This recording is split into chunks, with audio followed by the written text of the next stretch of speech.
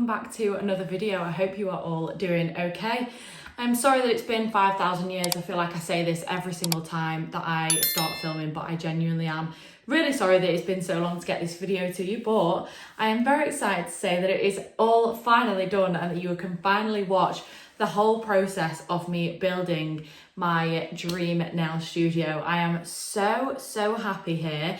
I've actually been in the new nail room for probably about 5 weeks, but I was away for 2 of those weeks. So, and within all of that, it has just been so busy. Like, honestly, we moved in 2 weeks before I went on holiday. So obviously, if you're a nail tech, you understand how hectic those 2 weeks can be before you go on holiday.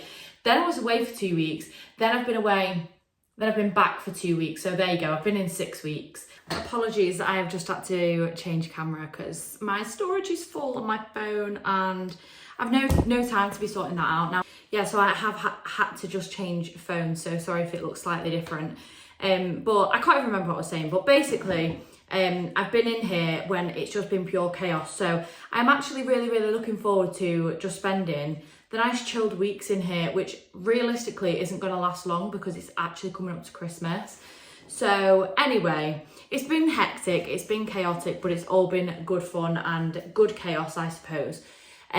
So yeah, I'm really hoping that I am not showing you too much, but I've done a full little tour for you and showing you exactly what it's basically come from and then what it's looking like now, which is crazy to think that it's the same place, to be honest.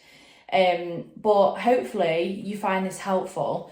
Obviously there is some stuff that I can kind of like advise you on. There is some stuff that has been done in here that was just like done by professionals that I don't really know what I'm talking about. But obviously I will help where I can. If you guys have any questions about anything, then let me know. But yeah, I will basically start from the very beginning. But before I do start, I just want to insert a clip here of basically what the nail room looked like before it all started, because the clips that I've basically recorded landscape they only started at a certain point. The video that I basically got was portrait, so I'm popping it in here so that you can see exactly how we started. So yeah, crazy to think that it's the same place, but super happy with everything. I'm absolutely obsessed with it. So hopefully you love it and we will crack on. So once the shed had finally been emptied, this was the first step. Obviously, I didn't do this. Professionals came in and did this. Put all of the kind of like woodwork in for the gaps for like all the insulation. So all of the insulation went in at this point, and I did remember this from my old one. However, my old shed, what they didn't do previously was plaster it. So this one has actually been plastered, which means that there's no like annoying lines in the wall. So they plastered it all and then basically put this undercoat in it.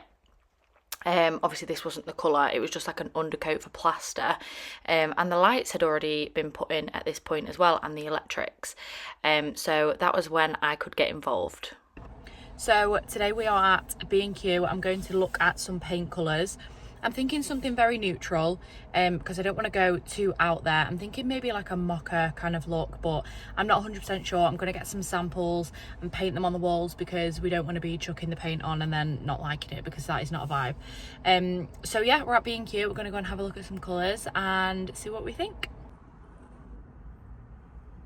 This was the kind of section that I was drawn to, but I do find it so difficult, like picking out samples. I just think they look so different.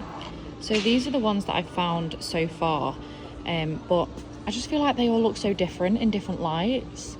Like, I don't want too brown, I don't want too grey, and I'm just trying to find the happy medium. And like I say, I just think it's so difficult because they look so different on the cards to what they do on the wall. So I think I need to get some samples and try them on the wall and see what I think when it's on and dry. So these are the 3 that we ended up going with, that I got the sample pots in. So we'll have to paint them on the wall and see what we're thinking.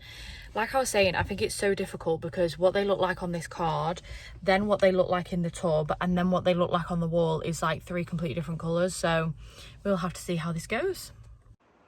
So that was a big fat fail. I actually don't like any of them. These are the samples, but they are all way too dark in my opinion. I wanted something very neutral and they're just not giving neutral.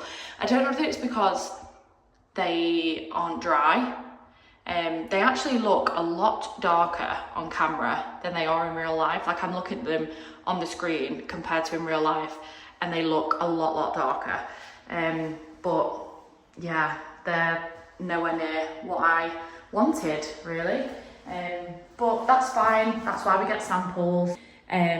This is why you just don't buy a paint and whack it all over your walls because, see, I feel like you can probably see them a little bit better in this light, like they don't look as dark. But yeah, not really what I was after, so we'll have to try again. Complete side note, but I never go to B&Q for anything other than like really boring things, but they actually had some really cute stuff. Like I absolutely loved the look of this lamp, but I actually didn't end up buying it.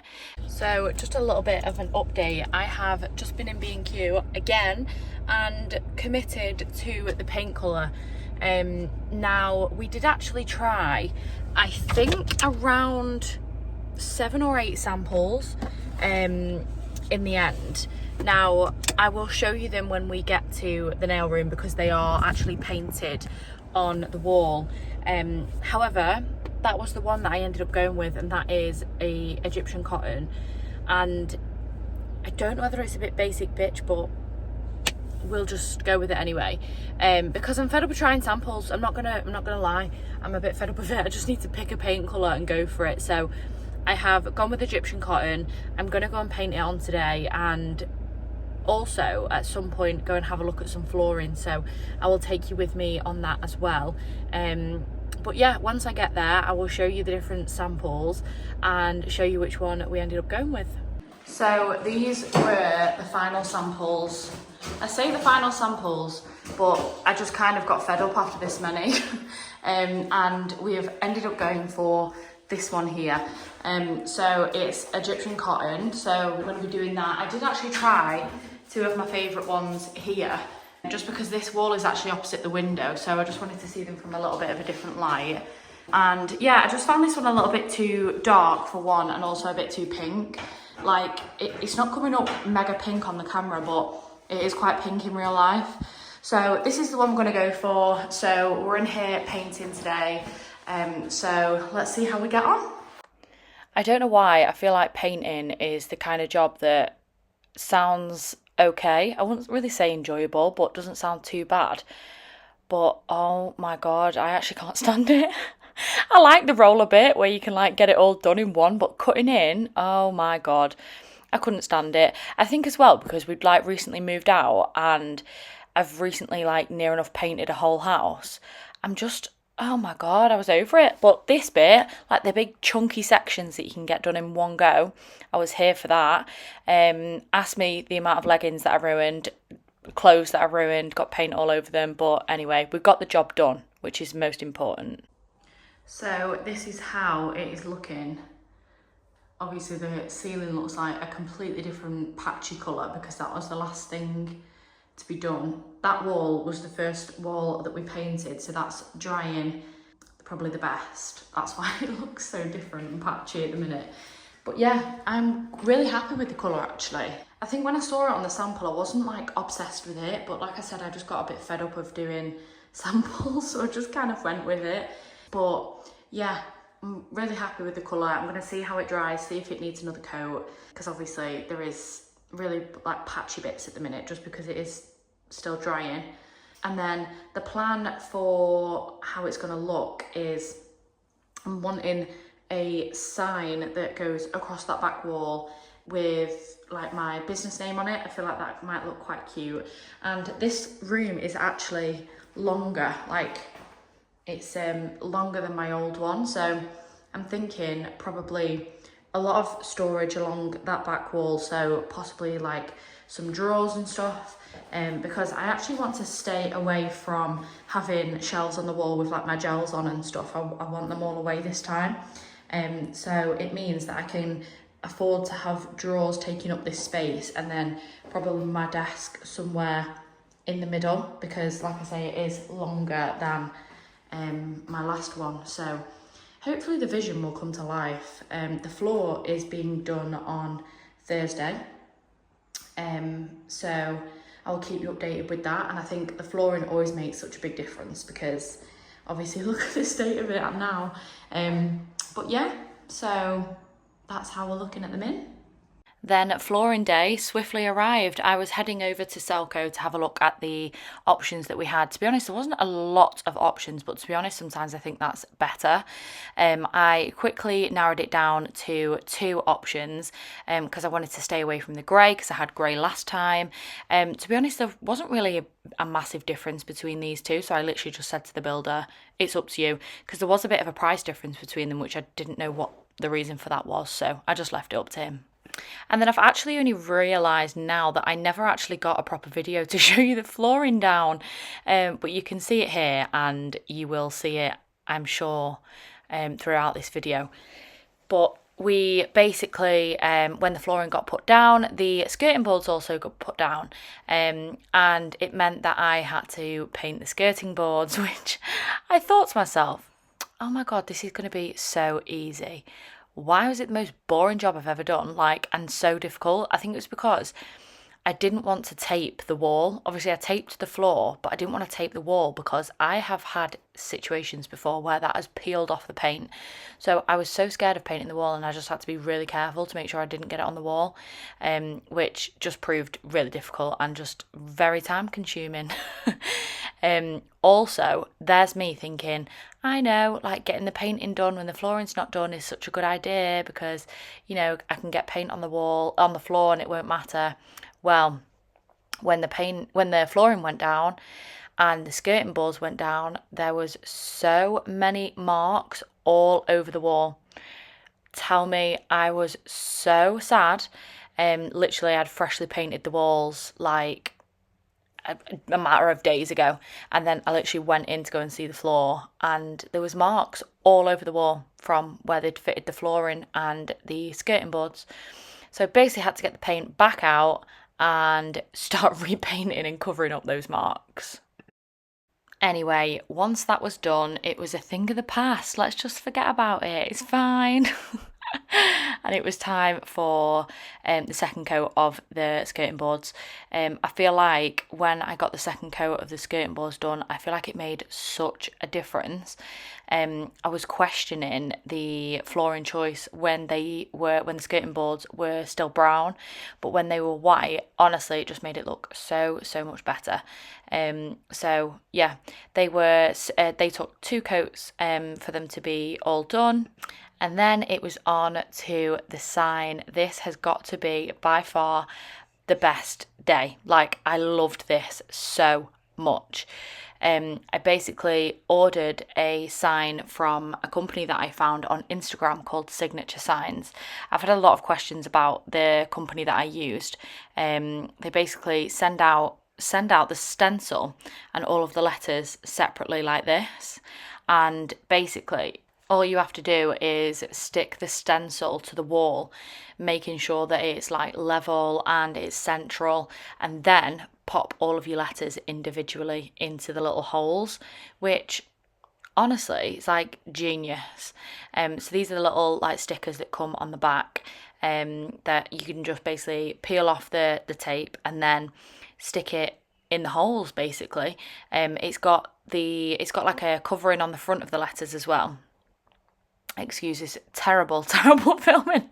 I'm trying to make sure I get as much as I can. You basically just fit them into the holes, and it just makes it really easy to install. Honestly, when any of my clients have looked at the sign, they're like, how on earth did you get all them letters straight?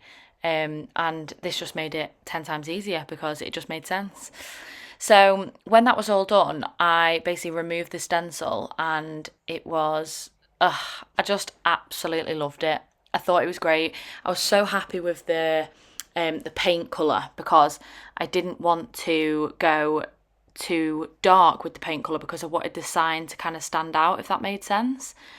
So I absolutely loved it. And then once the stencil's removed, you basically just have to remove the film from the front of the letters. I think you actually you have like colour options and stuff, I'm sure, because I remember choosing mine obviously to be matte black. But I am obsessed with the colour options, the colour that I went for. I think, like I say, for it to like really stand out on the beige background, I was really happy with it. And obviously really, really pleased with the installation because it was a lot easier than what I thought it was going to be. So what I'll do is I'll leave the company that I used for my sign, because I've been asked quite a few times, at the bottom right hand side of the screen. And then the next job, which was just a quick one that we did, was getting the glass changed in the windows, and then it was time to start emptying my old room. I feel like it was such a hectic day that I didn't manage to film a lot. I have also forgot to film building my drawers, but that was another thing that I did. Built my drawers that were at the back of the room. And this was official moving day. When I tell you that we were actually moving on like the stormiest weekend, like there was a full-on storm where I live, and I was trying to move the whole nail room from one place to another. It was horrendous. Everything was soaking wet, including me. It was not a great weekend to do it, but anyway, going back to the windows as well, because I didn't really touch on that. I don't know whether you noticed very, very early on in the video, the windows in this room were kind of like, I can't remember what it's called, like frosted, and I didn't want them frosted, so I just got the glass changed in the windows. I didn't actually change the frames, just the glass, and this was how it was looking at this point. I will go through everything at the end of this video and show you everything done. But the next thing that I did was just headed to the range, I think it was, and just wanted a few little things to put on the back of my drawers because they were just looking a bit bare. I mean, I had a few bits and bobs on there already that was just like nail stuff, but I wanted like actual, you know, bit of decor going on. So I got this vase and these like little flower stem things to go in them. Again, they were definitely from the range. And I loved the brown. I think because we've gone for a kind of wood theme, I really, really thought I loved the brown. Like, honestly, I mean, it's autumn, so that's probably why I'm loving the brown. But yeah, a few of my clients have actually said it's like really autumnal in here, and I'm like, that was never the vibe, but I'm glad that you think it's autumnal. The only thing that stresses me out is now, what do I have to change it for spring? Like, I don't want to. But yeah, so that was those in place. So this is my little waiting chair area. I actually got this chair from Facebook Marketplace, but it's originally from Dusk. The pillow was actually from B&Q, actually. I would never have imagined getting pillows from B&Q, but here we are. And then I've just got this really, really nice little side table. This is from Tesco's. And then I've just got the diffuser on there with some hand cream and the gift vouchers as well. Do you know this diffuser? I'm actually so sad that it's nearly run out because I get so many compliments on how nice it smells in here. And it was a diffuser that actually one of my clients got me from John Lewis. But there's literally nowhere on it that says like what scent it is or anything, so I'm sad that it's nearly run out. And then over here towards this side, we've just got my really, really nice olive tree and this little bench. So basically the olive tree that was from B&Q as well. It was pretty expensive actually. I think it was like £75 with the little basket thing that it came in, and it is actually fake, because if you know anything about me, then the one thing will be that I can't keep a plant alive. So we had to go with fake. And then I got this little waiting bench. Waiting bench? It's just a bench. You can either put bags on it, coats on it, or somebody can sit on it. And that was actually from Aldi, which I just think added a really, really nice finish to the room. And then we have my trusty pictures up here that again my sister-in-law did for me. Now these pictures were actually in my old nail room. I don't know whether you will remember.